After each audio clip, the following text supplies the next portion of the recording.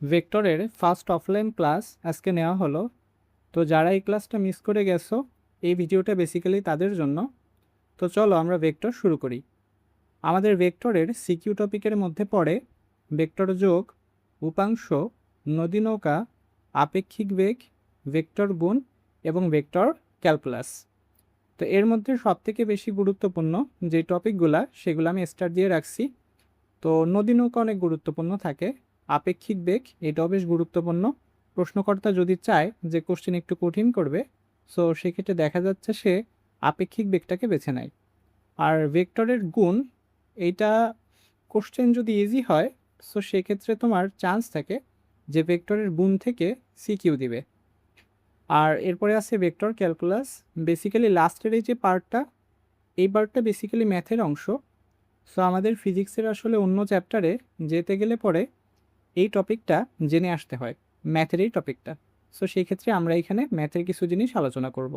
তো ওইটাই হচ্ছে আমাদের ভেক্টর ক্যালকুলাস। তো এইগুলো আমি যা লিখছি সবই আমাদের ছিল সিকিউ টপিক। আস্তে আস্তে আমরা এগুলোর ভিতরে ঢুকবো। তো আমাদের আজকে ফার্স্ট ক্লাসে আলোচনা করা হচ্ছিল কতিপয় ভেক্টরের সংজ্ঞা আর কিছু ডেফিনেশন আর ভেক্টরের কিছু বৈশিষ্ট্য। তো চলো আমরা শুরু করি। তো আমরা ফার্স্টে আলোচনা করছিলাম রাশি নিয়ে। রাশি, রাশি কাকে বলে?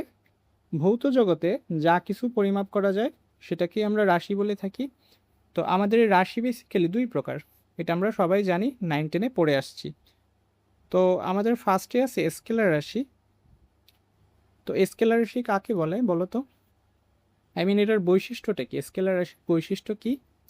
যে যাকে প্রকাশ করার জন্য মান দরকার হয়। শুধু কি মান বলো তো? না, মান প্রয়োজন হয় প্লাস কিন্তু একক। এটা কিন্তু খুব গুরুত্বপূর্ণ যে তোমার স্কেলার রাশিকে প্রকাশ করতে অবশ্যই তোমাকে এককের কথা বলে দিতে হয়, আদারওয়াইজ তুমি কিন্তু সেটাকে প্রকাশ করতে পারো না, তাই তো? আচ্ছা, কয়েকটা পরিচিত স্কেলার রাশির এক্সাম্পল বলো তো।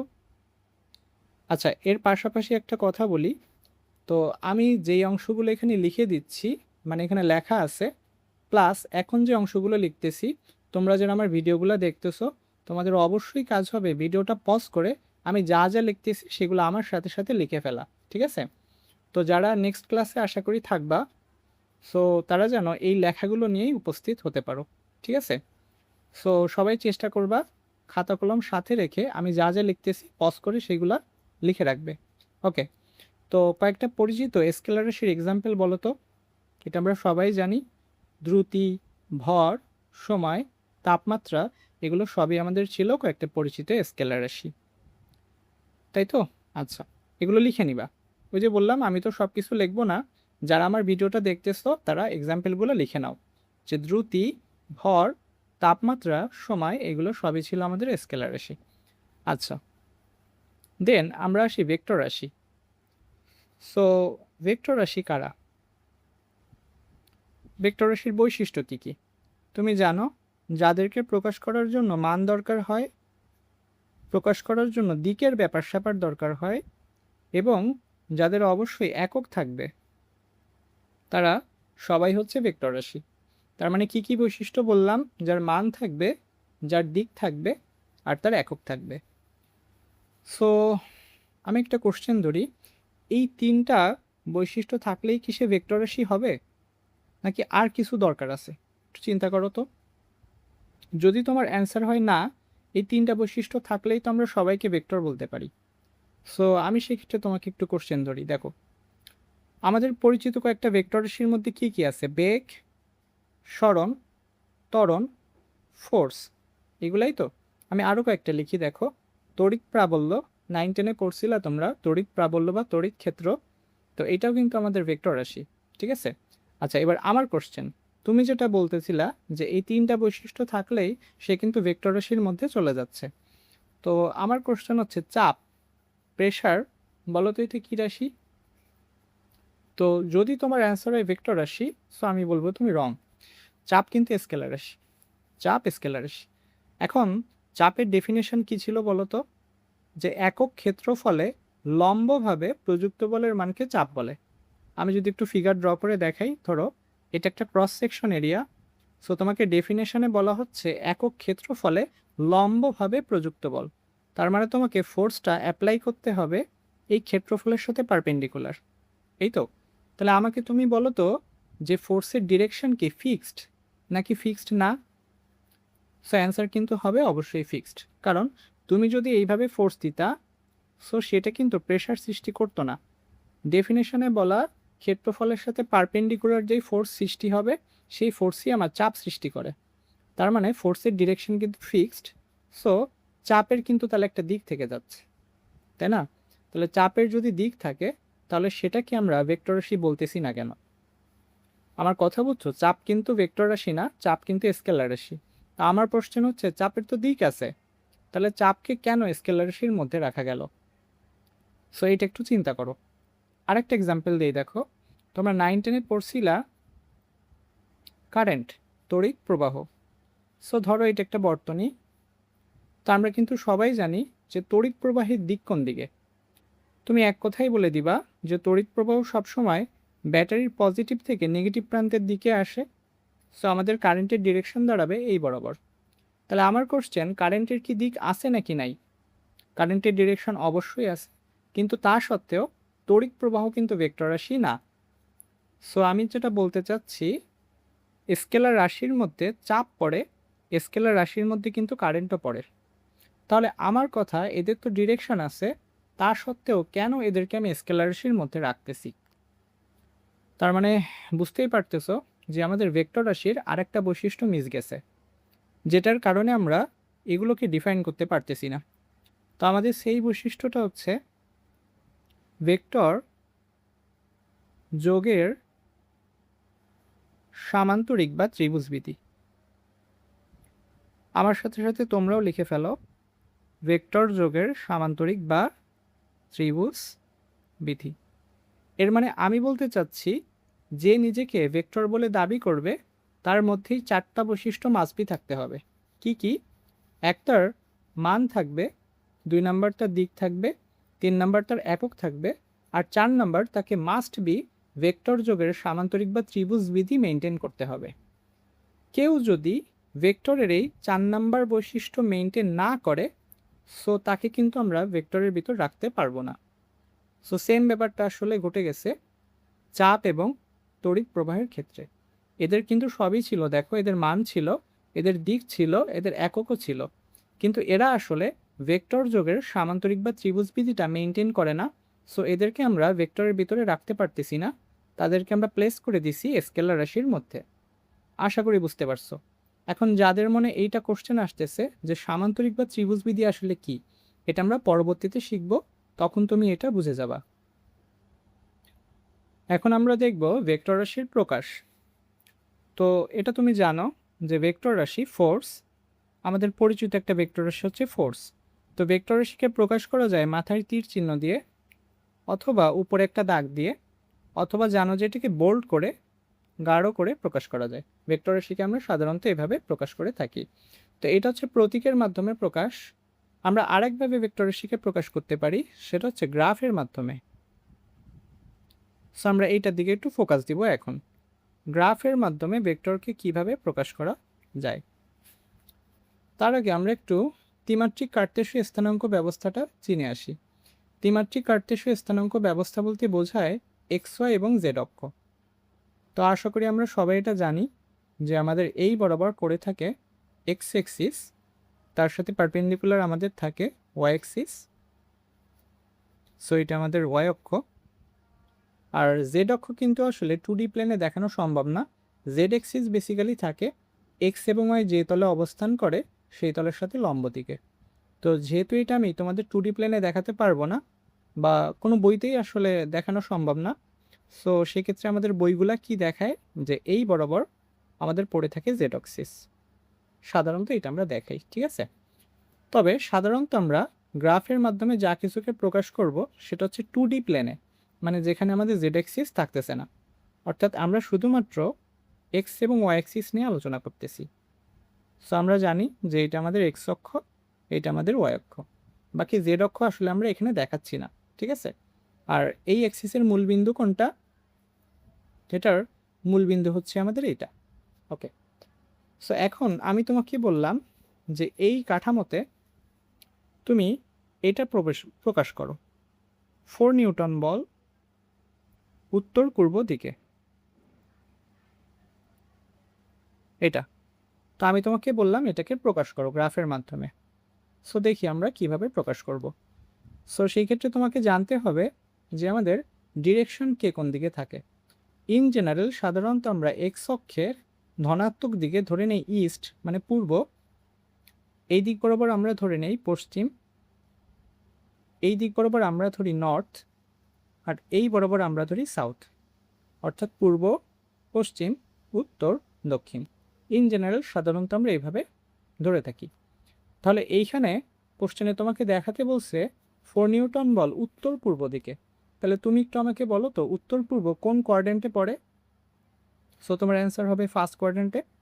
এখন কথা হচ্ছে ফার্স্ট কোয়াড্রেন্টে আমাদের যে ভেক্টর দেখাতে বলছে, আই মিন 4 নিউটন বল, সেটা তো যে কোনো দিকে হতে পারে, অর্থাৎ ফার্স্ট কোয়াড্রেন্টে এই বরাবর হতে পারে, ফার্স্ট কোয়াড্রেন্টে এই বরাবর হতে পারে।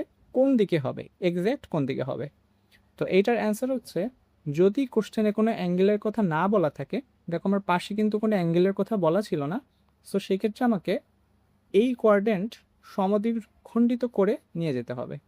তাহলে আমি ঠিক এই কোয়াড্রেন্টের মাঝ বরাবর রেখা টেনে দিব, এই যে রেখা টেনে দিচ্ছি,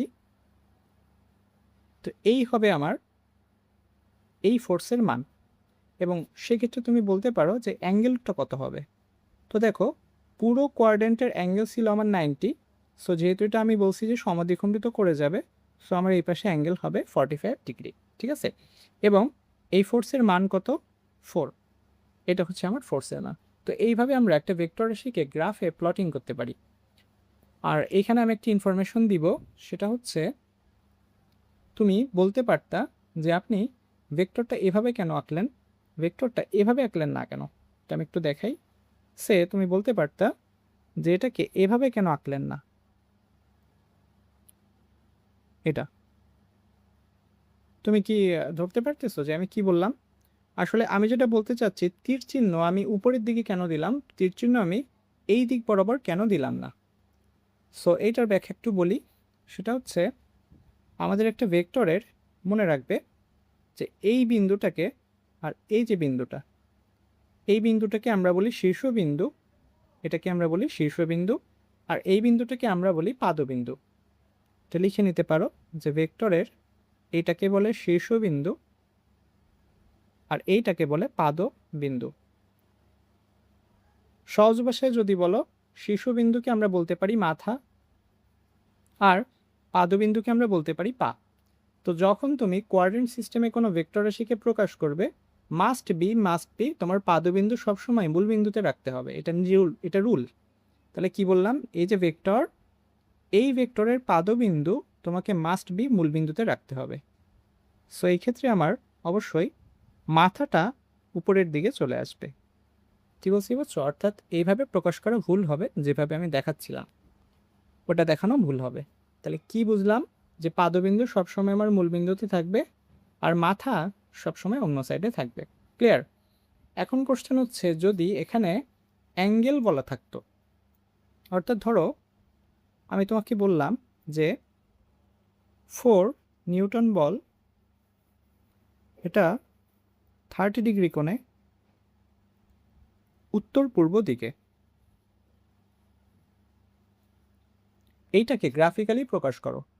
সো সেক্ষেত্রে তুমি কি করতা, গ্রাফ অঙ্কন করতা। তো এই গ্রাফ অঙ্কন করা হলো, তাহলে বুঝেই গেছো যে এটা ইস্ট, এই দিকে ওয়েস্ট, এটা নর্থ। সো আমাকে দেখাতে হবে উত্তর পূর্ব মানে নর্থ ইস্টে। সো বুঝেই গেছো যে এটা বসবে ফার্স্ট কোয়াড্রেন্টে। এখন কথা হচ্ছে 30 ডিগ্রি কার সাথে, অর্থাৎ আমি যদি এখানে কোনো ভেক্টর রাশি আঁকি, ড্র করি, সে এটাই ছিল আমাদের সেই ফোর্স এফ। তো আমার কথা হচ্ছে 30 ডিগ্রি কোন সাইডে হবে, 30 ডিগ্রি কি এই সাইডে হবে নাকি 30 ডিগ্রি এই সাইডে হবে, ঠিক আছে? কোন দিকে আমি দিব? সো দেখো এইটার নিয়ম হচ্ছে যে বাংলায় যেই ওয়ার্ড আগে থাকবে, আমার আগে কোন ওয়ার্ড আছে, উত্তর নাকি পূর্ব? দেখো তো, আমার আগে আছে উত্তর, সো আমাকে 30 ডিগ্রি নিতে হবে উত্তরের সাথে। আমার কোশ্চেনে যদি এভাবে বলতো 4 নিউটন বল পূর্ব উত্তরে, সো সেই ক্ষেত্রে আগে কিন্তু পূর্ব ছিল, তখন আমি পূর্বের সাথে 30 অঙ্কন করে দিতাম। সো যেহেতু আমার আগের ওয়ার্ড সেটা হচ্ছে উত্তর, সো আমাকে 30 ডিগ্রি নিতে হবে উত্তরের সাথে, মানে আমার এই কোণটা হবে 30 ডিগ্রি। আশা করি বুঝতে পারছো। ঠিক আছে, তো এইগুলাই ছিল ভেক্টরের গ্রাফে প্লটিং। আর আরেকটা কথা বলি, আমরা ভেক্টরকে প্রকাশ করছি, এই ভেক্টরের মান কিন্তু ছিল 4। ভেক্টরের মান কত ছিল? 4। তো ভেক্টরে দেখো তীর চিহ্ন বাদে যে অংশটুকু থাকে এইটাই কিন্তু আমার ভেক্টরের মান নির্দেশ করে। এই যে সাদা অংশ আমি কালার করতেছি, এই অংশটাই বেসিক্যালি এখানে আমার ফোর্সের মান, মানে এইটুকুর মান কত? 4 একক। তার মানে এটাকে আমি সমান 4 ভাগে ভাগ করতে পারি, 1 2 3 4। কি বললাম বুঝছো? তীর চিহ্ন বাদে যে অংশটা আমার থাকবে ওই পুরো অংশটাই আমার ভেক্টরের মান নির্দেশ করবে। এখন তুমি বলতে পারো যে তাহলে আপনি যদি একটু বড় করে আঁকাইতেন, সে তুমি এখানে কোঅর্ডিনেট নিলা, নিয়ে তুমি বললা যে এটা তো আমি আরও বড় করে আঁকাতে পারতাম, মানে এমন। এবং আমি যদি তখন বলতাম সেই ফোর্সের মান হচ্ছে 4, তাহলে এই যে পুরো অংশটা, এই পুরো অংশটার মান তখন কত দাঁড়ালো? 4। তো তুমি বলতে পারো সেক্ষেত্রে তো আপনার 1 ভাগ আমার 1 ভাগ থেকে ছোট হয়ে যাচ্ছে। মানে দেখো এইখানে আমি যতটুকু অংশ 1 ভাগ নিয়েছিলাম, আমার এই পোর্শনে 1 ভাগের মান কিন্তু একটু বড়। খেয়াল করছো? তো এতে কোনো সমস্যা হবে কিনা? অ্যান্সার হচ্ছে না। আসলে পরীক্ষায় তুমি যতটুকু অংশ 1 ভাগ নিবা এটা পুরোটাই তোমার ব্যাপার। ঠিক আছে, তুমি যেভাবে খুশি আঁকাতে পারবা। কেউ এটাকে চাইলে আরও ছোট করে আঁকাতে পারবে, এভাবে আঁকাতে পারবে, তার 1 ভাগ কিন্তু আরও ছোট আসবে। ফলে তুমি তোমার হিসাব মতো একটা 1 ভাগ কনসিডার করে ভেক্টরটা অঙ্কন করে দিবে। আশা করি বুঝতে পারছো। অর্থাৎ এটা কোনো ম্যাটার করবে না যে কে কত অংশ 1 ভাগ হিসাব করতেছে। ঠিক আছে, তাহলে আমরা আশা করি বুঝতে পারছি যে ভেক্টরকে গ্রাফে বা জ্যামিতিকভাবে কিভাবে প্রকাশ করে। এখন দেখো এই প্লটিংয়ে একটা ঝামেলা আছে। কি সমস্যা আছে? আমি যদি তোমাকে বলতাম যে কোনো একটা স্থানে বৃষ্টির বেগ 2 মিটার পার সেকেন্ড এবং এটা নিচে পড়ে। সো তুমি কিন্তু জানো যে বেগ একটা ভেক্টর রাশি। সো আমি বললাম এই যে ভেক্টর রাশি মানে এই যে বেগ, এটাকে তুমি এই গ্রাফে প্লটিং করো। সো এইবার কিন্তু তুমি আর করতে পারবে না। কেন করতে পারবে না? দেখো, তুমি বলতে পারো কেন, আমি পারবো তো। আমি এইভাবে প্লটিং করব যে বৃষ্টির বেগ হচ্ছে নিচে, সো আমি এখানে আঁকায় দেব মূলবিন্দু থেকে, এই যে আমার বৃষ্টি পড়ে নিচে, এটা সেই বেগের মান কত? 2। অর্থাৎ আমার এই অংশটুকুর মান হবে 2, এই অংশটুকুর মান হবে 2। সো আমার এইটুকু হবে 1 ভাগ, এইটুকু হবে 1 ভাগ। আমি বলবো এটা আসলে রং। কারণ দেখো বৃষ্টি পড়ার যে ব্যাপারটা, এটা কি এক্স ওয়াই তলে ঘটে নাকি এক্স ওয়াই তলের সাথে লম্ব বরাবর ঘটে? একটু চিন্তা করো তো। আমাদের বাস্তব জীবনে যে বৃষ্টি পড়ে, আমরা যদি পৃথিবীটাকে সমতল একটা প্লেন হিসেবে কনসিডার করি, ধরো এটা আমাদের পৃথিবী। হ্যাঁ, যদিও আমাদের পৃথিবী গোলাকার, বাট আমরা ধরে নিচ্ছি যে এটা হচ্ছে সমতল, এটা আমাদের আর্থ, পৃথিবী। সো এখন এটা যদি কোনো সমতল হয়, এটা আমাদের এক্স এক্সিস, এটা আমাদের ওয়াই এক্সিস, তো বৃষ্টি কোন বরাবর পড়ে? ধরো এটা মেঘ, সো আকাশ থেকে বৃষ্টি কিন্তু এইভাবে পড়তেছে। ব্যাপারটা ধরতে পারছো? সো বৃষ্টি কিন্তু অ্যাকচুয়ালি জেড অ্যাক্সিসের নিচের দিকে পড়তেছে, আই মিন নেগেটিভ জেড অ্যাক্সিসে আমাদের বৃষ্টি পড়তেছে, তাই না?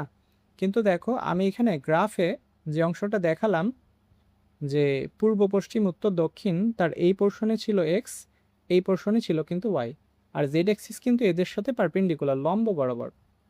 তার মানে 2D প্লেনে আদৌ কি আমার বৃষ্টির বেগ দেখানো পসিবল? 2D প্লেনে আদৌ কিন্তু আমার বৃষ্টির বেগ দেখানো পসিবল না। হ্যাঁ, অনেক বইতে যেটা দেখা যায় সেটা, তারা যে কাজ করে যে এটাকে তারা তখন এক্স অক্ষ ধরে আর এটাকে তারা মনে মনে ধরে নেয় জেড অক্ষ। ফলে সেই ক্ষেত্রে দেখা যাচ্ছে তারা বৃষ্টির বেগটাকে নিচেই দিতে পারতেছে। কিন্তু আসলে কিন্তু এটা সবসময় সঠিক না। মানে অ্যাকচুয়ালি যদি ফিল করতে চাও, ব্যাপারটা কিন্তু দাঁড়ায় যে জেড অ্যাক্সিস কিন্তু আমার এক্স ওয়াই তলের সাথে লম্ব। এই যে তলটা আমার পড়ে থাকে, এই তলের সাথে জেড অ্যাক্সিস কিন্তু পারপেন্ডিকুলার, লম্ব থাকে। সো সেক্ষেত্রে দেখা যাচ্ছে বৃষ্টির বেগটাকে আমরা রিপ্রেজেন্ট করতে কিন্তু পারতেছি না। এটা জ্যামিতিক মেথডের একটা সমস্যা। 3D প্লেনে কোনো কিছুকে রিপ্রেজেন্ট করা যায় না। তো আমাদের এই সমস্যা দূর করবে আয়তাকার ভেক্টর। তো আমরা একটু পর আয়তাকার ভেক্টর শিখব, তখন এই সমস্যার সমাধান করা যাবে। ঠিক আছে? আচ্ছা,